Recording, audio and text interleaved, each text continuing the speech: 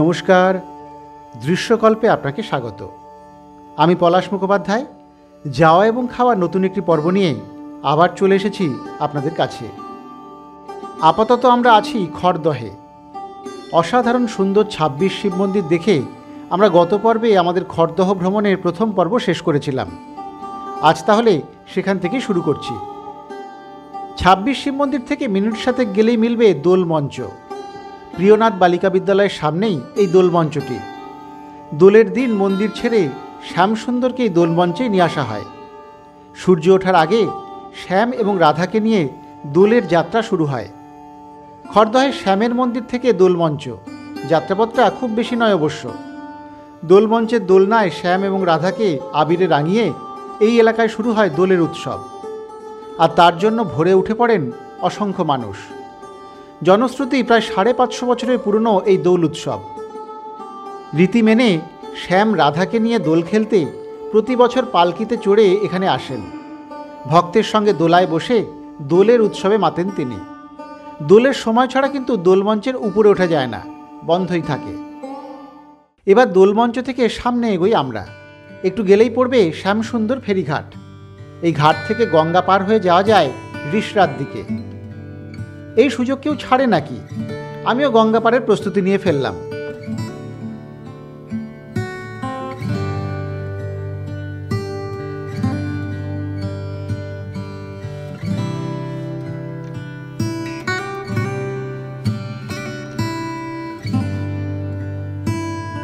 ৳৭ দিয়ে চটপট টিকিট কেটে চেপে বসলাম লঞ্চে।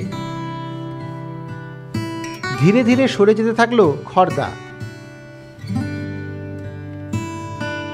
গঙ্গার শোভা দেখতে দেখতে আমরাও চললাম দিব্যি।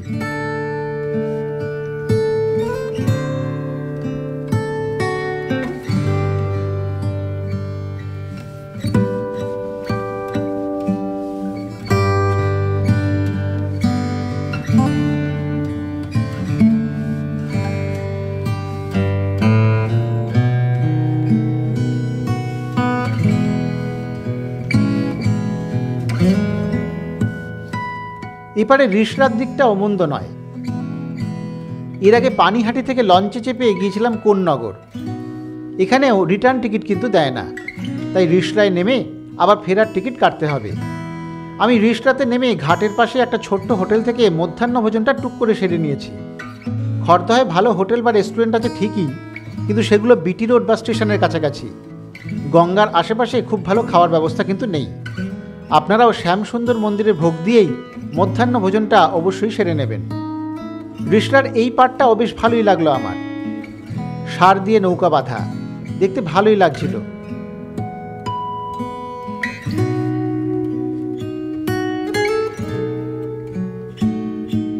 কিন্তু খেয়াপাড়ের কর্মীরা সতর্ক করলেন ভাটা চলে এসেছে, তাই লঞ্চ পারাপার সাময়িক বন্ধ হয়ে যাবে কয়েক ঘন্টার জন্য। আমরা তাই তড়িঘড়ি আবার টিকিট কেটে ফের উঠে বসলাম লঞ্চে।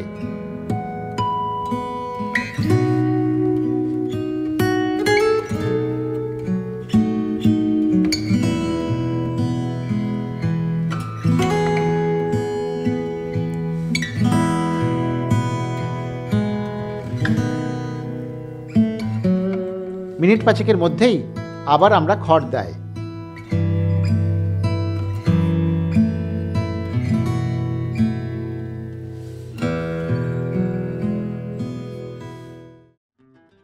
এবারে দেখব ঘাটের সঙ্গে থাকা রবীন্দ্র উদ্যান। জানা যায় রবীন্দ্রনাথ ঠাকুর খড়দাতে গঙ্গার ধারে বেশ কিছু সময় বাড়ি ভাড়া করে বসবাস করেছিলেন। এই সময় তিনি বেশ কিছু কবিতাও লিখেছিলেন এখানে। তারই স্মৃতিতে এই উদ্যান, তবে খুব একটা যত্ন আত্তি করা হয় বলে মনে হলো না দেখে। রবীন্দ্র উদ্যানের ঠিক পিছনেই রয়েছে ভাষা শহীদ উদ্যান। এবারে গেলাম সেখানে। বেশ বড়সড় উদ্যান, কিন্তু একপাশে শিশুদের জন্য রয়েছে পার্ক, অন্যদিকে সবুজ মাঠ। গঙ্গার একেবারে ধার ঘেঁষে গাছগাছালির ছায়া ভরা এই উদ্যানটি কিন্তু বেশ ভালো। গরমকালে বিকেলে এলে খুব ভালো লাগবে আপনাদের। উদ্যানের এক প্রান্তে রয়েছে ভাষা শহীদ স্মারকস্তম্ভ, ভাষা আন্দোলনের শহীদদের প্রতি শ্রদ্ধা।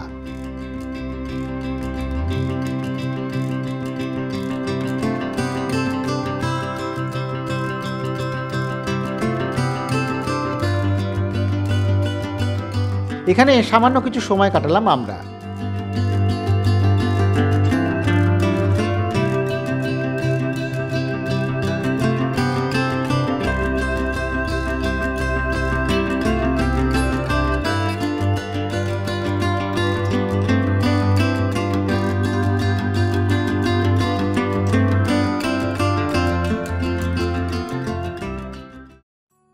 এর ঠিক সামনেই আছে অন্নপূর্ণা মন্দির, বড় গেট, উপরে দুটি সিংহ। ভিতরে বোধহয় কোনো অনুষ্ঠান আছে, আজ তাই গেট সাজানো।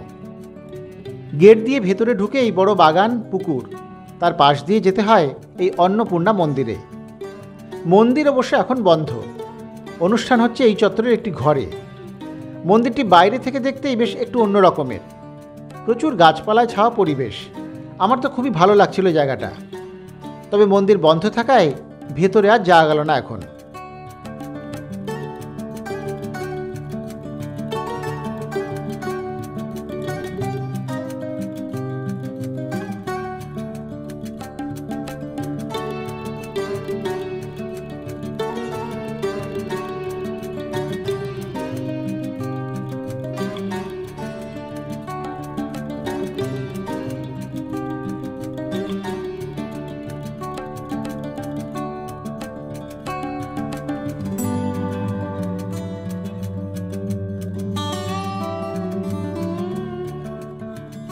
অন্নপূর্ণা মন্দির থেকে এলাম রাসখোলা। এখানে রয়েছে রাসমঞ্চ।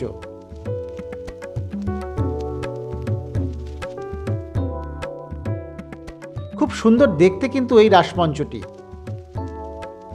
বেশ কয়েকটি সিঁড়ি বেয়ে উঠতে হয় এই রাসমঞ্চটির উপরে।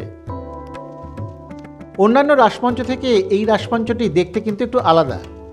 সাদা মঞ্চটি দেখে কিন্তু কষ্ট হচ্ছিল বেশ, দেখেই বোঝা যাচ্ছে অনাদরেই আছে এটি। স্থানীয় মানুষজন এই রাসমঞ্চ চত্বরে হাট বসিয়ে দিয়েছে নিত্যদিন। স্থানীয় প্রশাসনের একটু নজর দেওয়া প্রয়োজন বলে মনে হলো আমার।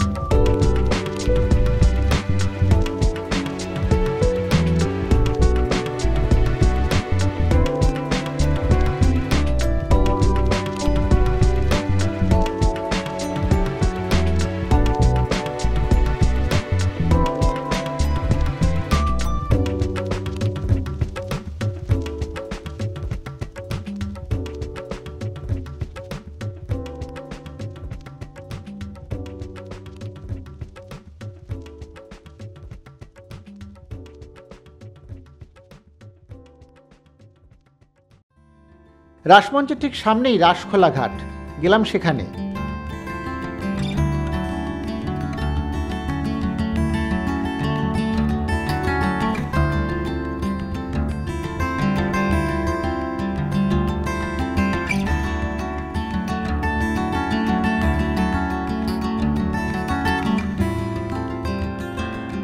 এখান থেকে শ্যামের ঘাট পর্যন্ত গঙ্গার পাড় বরাবর বাঁধিয়ে দেওয়া হয়েছে। এই সৌন্দর্যায়নের পরে এলাকাটি বেশ মনোরম হয়েছে। প্রচুর মানুষজন আসেন এখানে এখন। গঙ্গার শোভা দেখতে দেখতে খুব সুন্দর হাঁটা যায় এখানে। আমরাও বেশ খানিক সময় বিশ্রাম নিলাম এখানেই বসে। দু চোখ ভরে দেখলাম গঙ্গার সৌন্দর্য।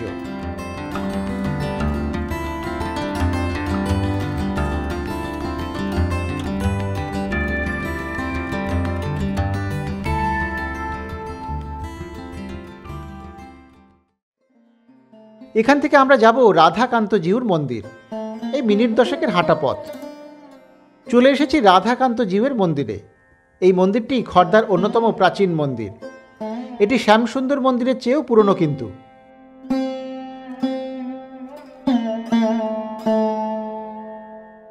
মন্দিরের গায়ে লেখা এই মন্দিরের ইতিহাস।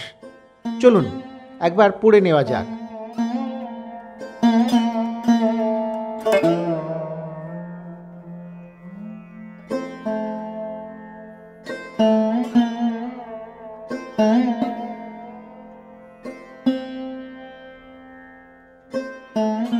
ভিতরে রয়েছেন রাধাকান্তজিউ। মন্দিরের পরিসর খুব বড় নয়, তারই মাঝে মূল মন্দিরের সামনে রয়েছে নাটমঞ্চ। এই মন্দিরের খোলা বন্ধের সময় দেয়া আছে সুস্পষ্টভাবে।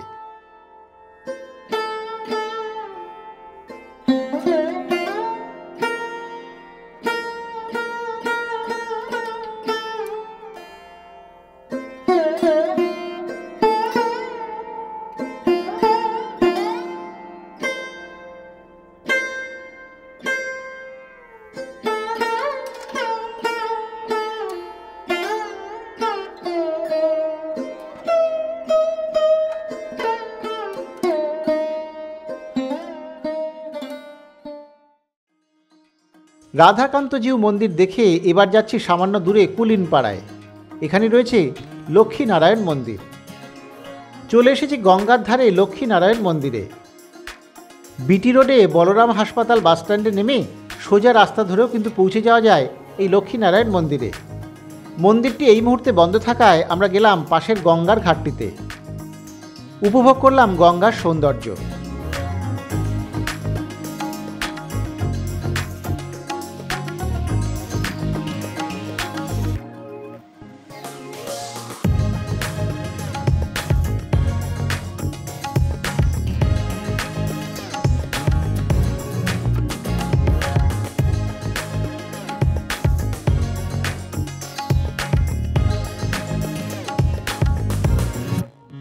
খানিক সময় সেখানে থেকে আবার এলাম এই লক্ষ্মীনারায়ণ মন্দিরে।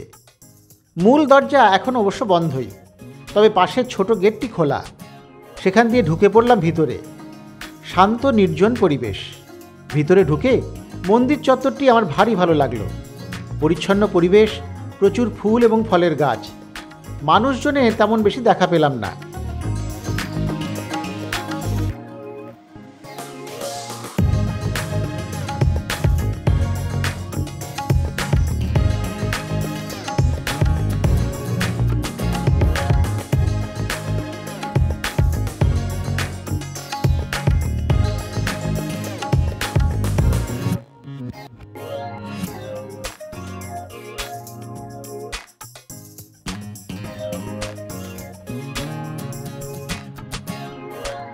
মন্দিরটির ভিতরে শান্ত স্নিগ্ধ পরিবেশ, কেউ কোথাও নেই।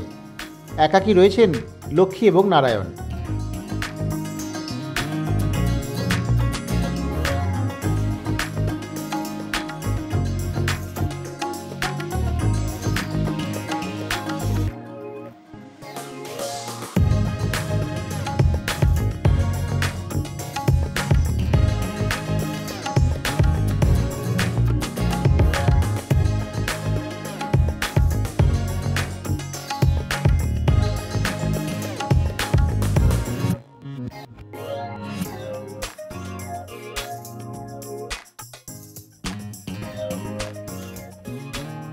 বাইরে বেরিয়ে সোজা মন্দির লাগোয়া গঙ্গার ঘাট। গাছগাছালির ছায়া ভরা এই আবহ সত্যি মনকে ভালো করে দেয়। গঙ্গার পার্শ্ববর্তী মন্দিরটি সবার ভালো লাগবে। আমিও ঘাট থেকে গঙ্গা দর্শন সেরে নিলাম আরও একবার।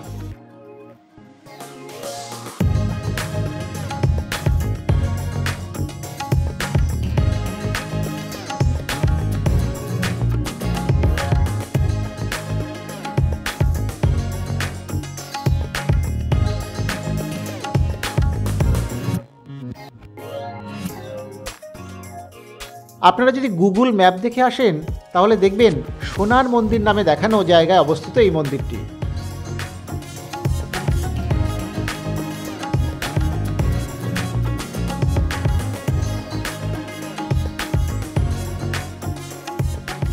বেশ খানিক সময় লক্ষ্মীনারায়ণ মন্দিরে কাটাবার পর এবার এখান থেকে বেরোনোর পালা। চলে এসেছি কাছের বাসস্টপ বিটি রোডে বলরাম দত্ত হাসপাতাল মোড়ে। এখান থেকে বাস ধরে আমি যাব একটু দূরেই টিটাগড় বাজারে। আসলে এক বন্ধুর মুখে শুনলাম টিটাগড় বাজারে নাকি দারুণ এক রাবড়ি মেলে। শোনা মাত্রই সিদ্ধান্ত নিয়ে রাবড়ি খেতে চলেছি আমি। টিটাগড় বাজারের রাবড়ি দোকানটিতে দুদিক থেকেই যাওয়া যায়। আমি এসেছি টিটাগড় ওয়াগন কারখানার গেটের সামনে দিয়ে ডান দিকের রাস্তায়। বাজারের মধ্যে কিন্তু বেশ ভিড়। এই পথে সামান্য এগিয়ে তিন মাথার মোড়ের কাছেই এই রাবড়ির দোকান। দোকানের কোনো নাম নেই, নেই কোনো সাইনবোর্ডও। এই অঞ্চলে এই দোকান রাবড়ির দোকান হিসেবেই খ্যাত। সন্ধে নাগাদ গিয়েছি আমি, শুনলাম রাবড়ি বিকেলেই বানানো হয়েছে। দোকানে ছিল সন্তোষ যাদব। 100 বছরেরও বেশি পুরনো এই দোকানে সন্তোষ এবং তার দাদা হচ্ছে পঞ্চম পুরুষ। যাদবদের এই দোকানে রাবড়ির পাশাপাশি প্যাড়া, মিষ্টি বা টক দইও বেশ বিখ্যাত। শুনলাম এখানে রাবড়ি খেতে দূর দূরান্ত থেকে মানুষজন আসেন। এবার আমাকেও একটু রাবড়ি খেতেই হয়। মাটির ভাড়ে তাই রাবড়ি দেওয়া হলো আমাকে।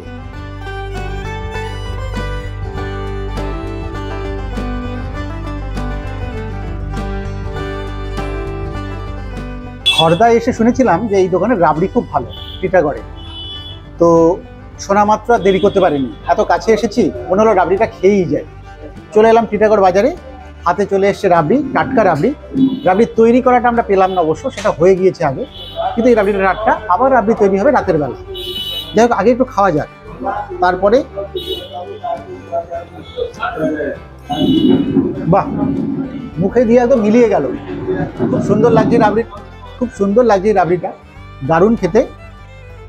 আপনারা যদি টিটাগড়ের দিকে আসেন বা খড়দায় আসেন, একটু এগিয়ে এসে টিটাগড় বাজারে রাবড়িটা খেয়ে যেতেই পারেন। এই দোকানে কোনো নাম সেরকমভাবে নেই, যাদবদের দোকান, কিন্তু রাবড়ির দোকান বললে আপনাকে যে কেউ টিটাগড়ে এলে দেখিয়ে দেবে এই দোকানটি। অসাধারণ খেতে রাবড়ি, অন্য অনেক কিছু পাওয়া যায়। আমি আগে রাবড়িটা খেয়ে নিই, এরপর আমরা আবার খড়দা ফিরবো, কিন্তু আমাদের আর একটু খাওয়া দাওয়া বাকি আছে। তার আগে রাবড়িটা খেয়ে নিই একবার। বাহ, দারুণ খাচ্ছি, দারুণ।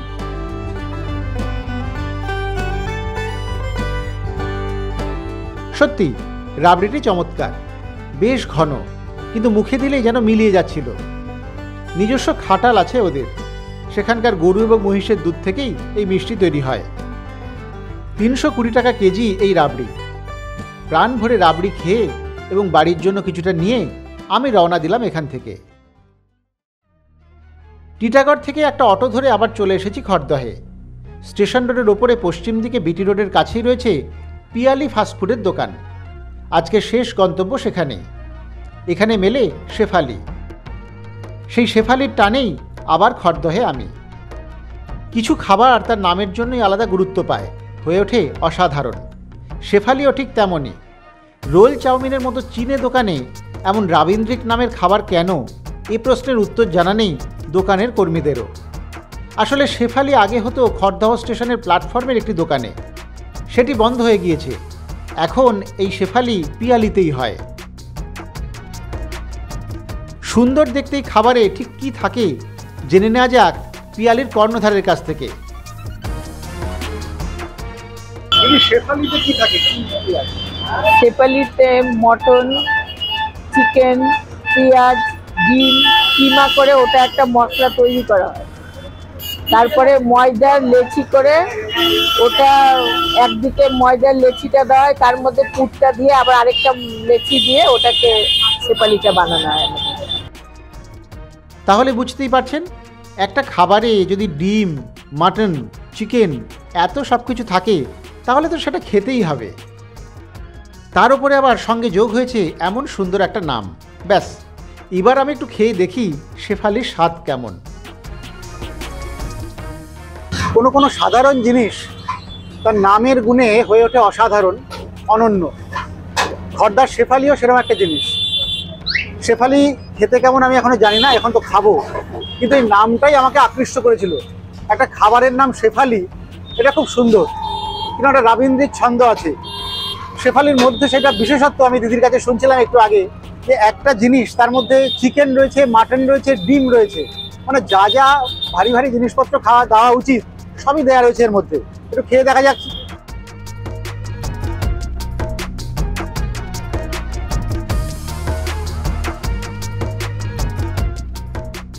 অনেকটা এগ চিকেন রোল যেরকম হয় একটা খেতে, কিন্তু শেফালি একটা আলাদা টেস্ট আছে, খারাপ না। যারা রিচ খাবার পছন্দ করেন না তারা হয়তো শেফালিকে খুব পছন্দ করবেন না, কিন্তু আমার মনে হচ্ছে খড়দায় বেড়াতে এলে বা খড়দায় ঘুরতে এলে শেফালিটা একটু খেয়ে যেতেই হবে। আমি একটু শেফালিটা খেতে থাকি। আপনারা যদি আমাদের এই খবর দেখে কেউ বেড়াতে আসেন খড়দাতে, তাহলে অবশ্যই পিয়ালির থেকে শেষবেলায় এই শেফালিটা খেয়ে যাবেন। আমি একটু শেফালি খাই।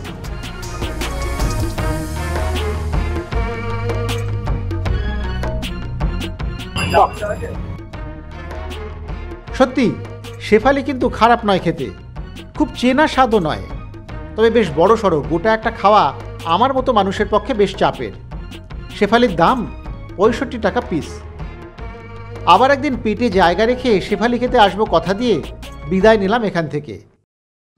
শেফালি খাওয়া দিয়ে খড়দহ ভ্রমণ কিন্তু আমাদের শেষ।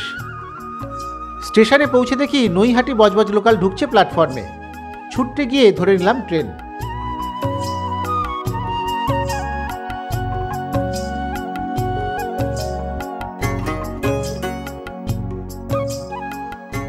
এবারে বলি খড়দহে আসা যাওয়ার ব্যাপারে। সবচেয়ে ভালো উপায় হলো ট্রেনে আসা। শিয়ালদহ বা দমদম থেকে উঠে পড়ুন যে কোনো মেন লাইনের লোকাল ট্রেনে। বারাকপুর, নৈহাটি, কল্যাণী, রানাঘাট, শান্তিপুর, কৃষ্ণনগর অথবা গেদে লোকালে উঠতেই পারেন। আপনাকে নামতে হবে খড়দহ রেল স্টেশনে। ট্রেন থেকে নেমে সাইকেল রিক্সা, ব্যাটারি রিক্সা বা টোটো নিয়ে নিন। বলুন কোথায় যাবেন। আর যদি বাসে আসেন তাহলে অবশ্যই বিটি রোড দিয়ে আসবেন। বারাকপুরগামী যে কোনো বাস ধরতে পারেন।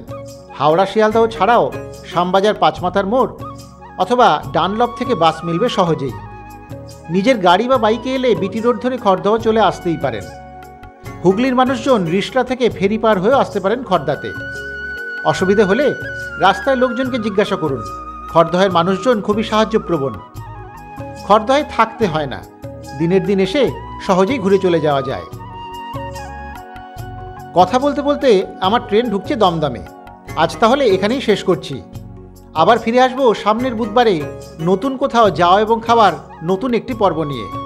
ততক্ষণ সকলে ভালো থাকবেন, সুস্থ থাকবেন, এভাবেই দেখতে থাকবেন দৃশ্যকল্পের ইউটিউব চ্যানেল।